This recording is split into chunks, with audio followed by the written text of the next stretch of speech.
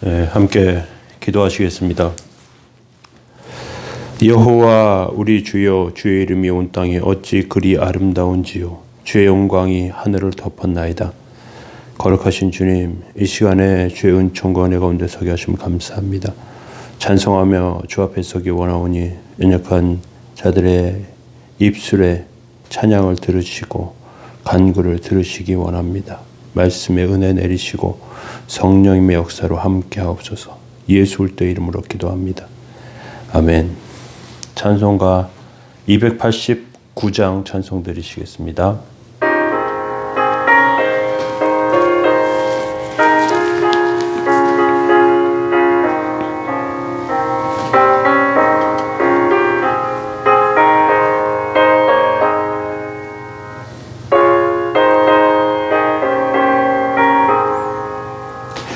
주 예수 내 맘에 들어와 계신 후 변하여 새 사람 되고 내가 늘 바라던 참빛을 찾음도 주 예수 내 맘에 오심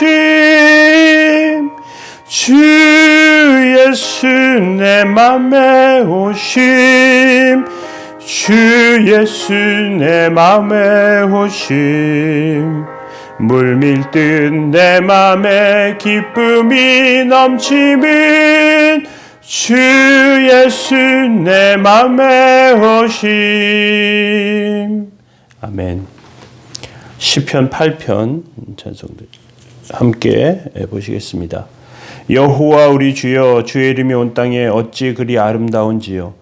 주의 영광이 하늘을 덮었나이다. 주의 대적으로 말미암아 어린 아이들과 젖먹이들의 입으로 권능을 세우심이여 이는 원수들과 보복자들을 잠잠하게 하려 하심이니이다. 주의 손가락으로 만드신 주의 하늘과 주께서 베풀어 두신 달과 별들을 내가 보오니 사람이 무엇이기에 주께서 그를 생각하시며 인자가 무엇이기에 주께서 그를 돌보시나이까. 그는 하나님보다 조금 못하게 하시고 영화와 존귀로 관을 씌우셨나이다. 주의 손으로 만드신 것을 다스리게 하시고 만물을 그 발 아래 두셨으니 곧 모든 소와 양과 들짐승이며 공중의 새와 바다의 물고기와 바닷길을 다니는 것이니이다. 여호와 우리 주여, 주의 이름이 온 땅에 어찌 그리 아름다운지요. 아멘. 네, 오늘 시편 8편 말씀 함께 나누겠습니다. 위대함의 발견이라는 제목으로 하나님의 말씀 나눕니다. 사막에 사람이 조난이 되면 그 사막이 얼마나 큰지 혀를 내두를 수밖에 없습니다. 그 큰 사막에 비해서 사람은 정말 보잘것없는 존재가 됩니다. 가도 끝없는 모래판에 결국 목마름과 더위에 지쳐 죽을 수밖에 없습니다. 또 바다의 배가 파손하면 망망대해 점 하나 찍은 것 같은 존재임을 알게 됩니다. 가도 섬도 없고 추위와 배고픔을 견디지 못하게 됩니다. 인간은 그런 위대한 것들 가운데 그런 놀라운 자연 안에서 스스로를 자기 모습만 바라보다가 나는 대단하다고 생각합니다. 온실 안에 살면서 세상을 다 아는 것처럼 생각합니다. 인류 대학 졸업했고 좋은 직장 다니고 좋은 집과 좋은 차를 소유했다고 우쭐댑니다. 그런데 거대한 자연과 우주 속의 인간은 정말 무기력하고 연약한 존재가 될 수밖에 없습니다. 여름철에 한 번씩 태풍이 지나갈 때면 그 태풍의 바람에 정말 감당할 수 없습니다. 그리고 우리의 연약함을 발견하게 되죠. 시편 8편은 이 세상을 온실과 같은 좁은 시선으로 보는 것이 아니라 광대하고 위대함 가운데서 세상을 보면서 그 안에서 하나님을 발견하게 됩니다. 하나님께서 세상을 만드셨습니다. 그리고 그것은 하나님의 작품이 됩니다.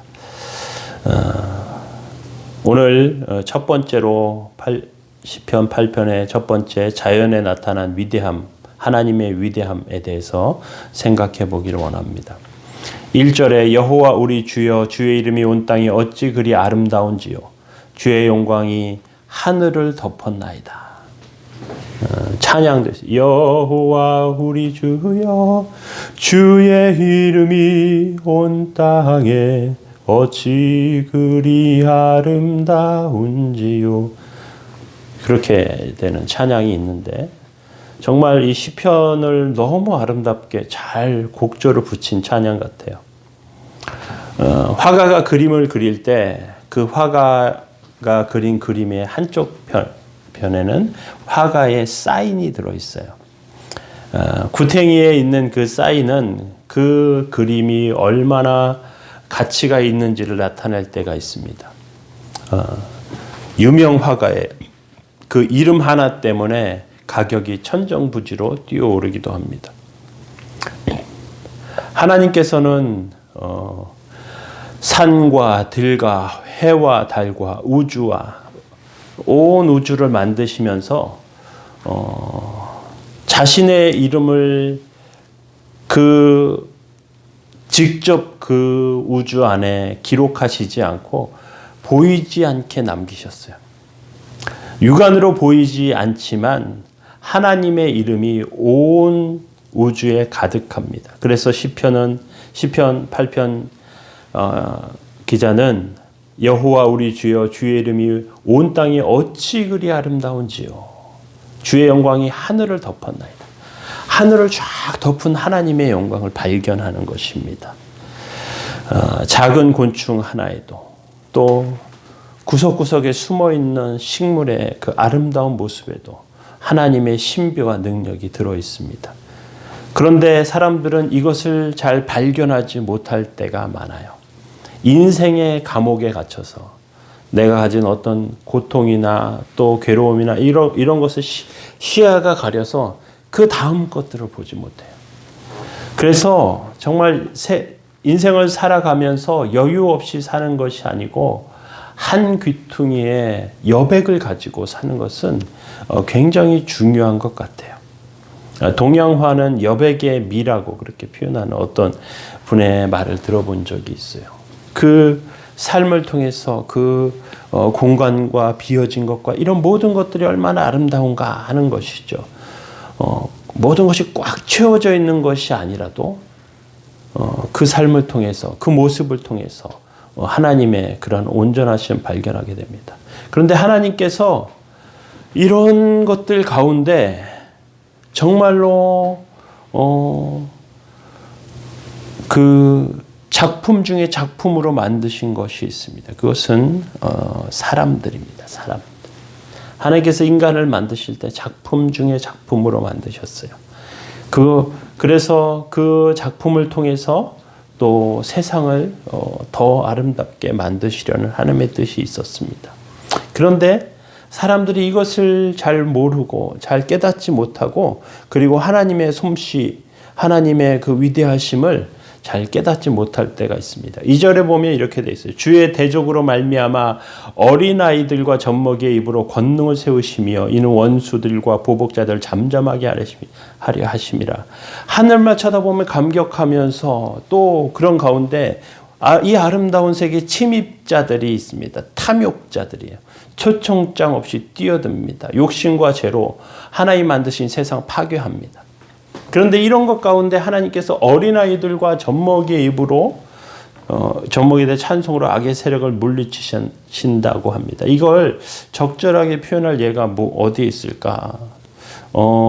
예수님께서 예루살렘 성에 입성하실 때 호산나 호산나 다윗의 자손이여 하고 외쳤던 어린아이들의 그 외침 소리처럼 생각됩니다. 또 우화 동화 중에 벌거벗은 임금님이 있습니다. 벌거벗은 임금님이 벌거벗고 사람들 앞에 서요. 그러면서 나는 아름다운 옷을 입었다. 그렇게 외쳐요. 그 벌거벗은 임금님을 보고 한 아이가 임금님 빨가벗고 있어요 하고 낄낄낄낄 웃을 때 그때서야 그 거짓이 다 드러나게 되는 거죠. 그 임금님의 권위에 눌려서 아무도 진실을 말하지 않을 때 그 어린 아이가 진실을 말하게 됩니다. 어린 아이이기 때문에 그래요. 그 다른 악한 것과 권위와 관계와 또 힘의 논리와 정치적 생각과 사고와 이런 것에 상관없이 진실을 말하는 힘, 어린 아이 가운데 있었던 것이죠. 이 시편 8편의 찬양은 자연 안에서 하나님의 위대함을 발견하는 것입니다. 어떤 면에서 보면 어린아이와 같은 그런 순수하고 바른 모습이 하나님 앞에 더 온전하게 찬송과 영광을 돌릴 수 있습니다. 우리는 이런 태도와 모습으로 저와 여러분들의 삶에 은총과 은혜가 하나님께로부터 더 임하기를 원합니다. 이런 마음으로 우리 시편 8편 묵상하시면서 하루를 보내시기 바랍니다. 기도하겠습니다. 거룩하신 주님, 저희들의 영혼과 삶을 복되게 하시고 온전하게 하옵소서. 여호와 우리 주여, 주의 이름이 온 땅에 어찌 그리 아름다운지요 하는 찬송, 오늘 붙잡고 주님 앞에 찬송과 영광 돌리기 원합니다. 예수님의 이름으로 기도합니다. 아멘. 우리 함께 기도하시겠습니다.